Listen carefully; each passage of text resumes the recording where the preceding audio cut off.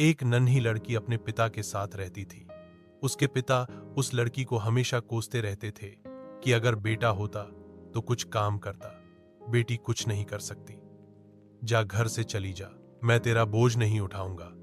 यह कह उसके पिता उसे घर से निकाल देते हैं। वह लड़की कचरे के ढेर में से खाना ढूंढ रही है।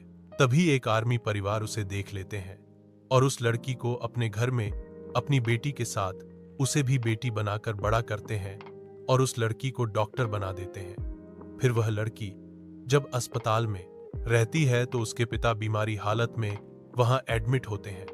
फिर वह लड़की उसे पहचान जाती है, लेकिन वह बात नहीं कर पाती क्योंकि उसके पिता बेहोश होते हैं। फिर वह लड़की उसका इलाज कर देती है।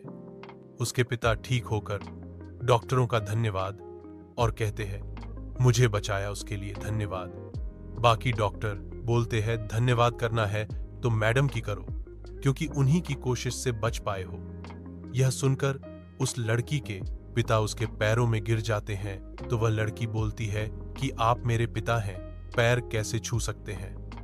उसका पिता समझ नहीं पाया तो वह बताती है कि कैसे उसका जीवन ऐसा है।